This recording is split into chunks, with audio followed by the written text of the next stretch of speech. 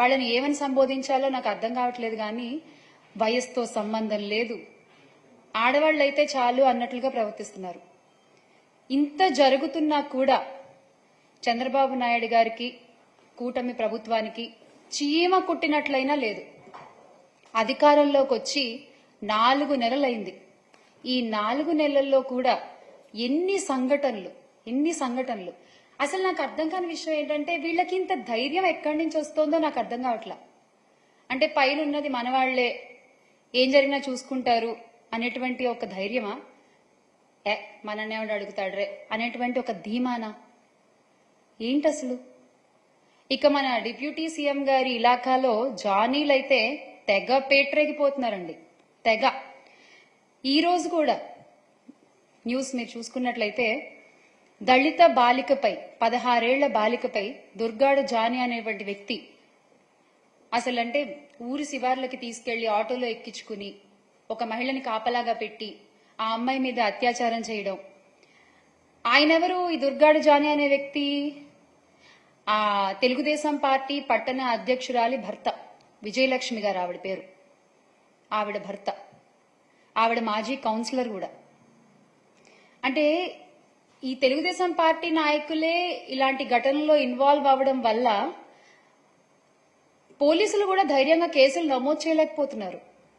ఈ సంఘటనలో కూడా, ఈ దుర్గాడ జానీ సంఘటనలో కూడా డంప్ యార్డ్ లో ప్లాస్టిక్ బాటిల్ ఏరుకునేటువంటి వ్యక్తి పట్టుకుని రెడ్ హ్యాండెడ్ గా పోలీసులకు అప్పచెప్తే అప్పుడు కూడా వాళ్ళు కేసు నమోదు చేయలేదండి.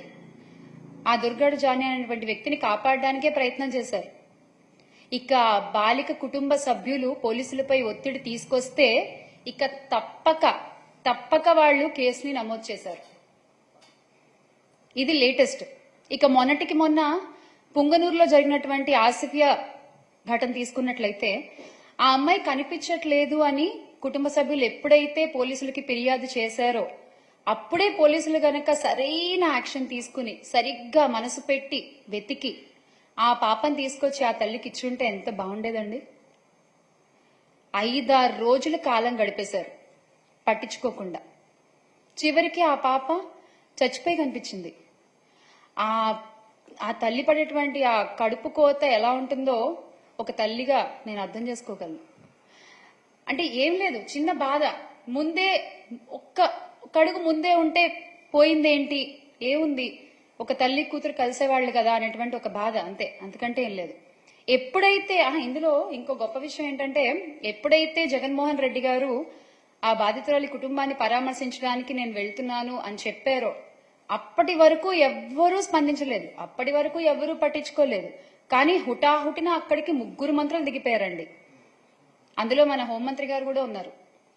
దిగిపోయి ఆ విషయాన్ని అక్కడ రాజకీయం చేసేశారు.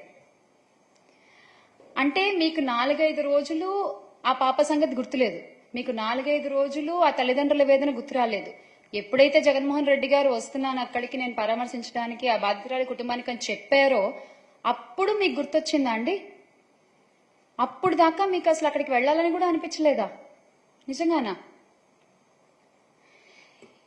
ఏదేమైనా ఆ ఆసిఫియా అయితే ఈ లోకం నుంచి వెళ్లిపోయింది. చాలా చాలా బాధాకరమైన విషయం ఇది. ఆ తల్లికి అమ్మ, ఎస్ మేమందరం ఉన్నాం మీకు, మీరు అధైర్యపడద్దు.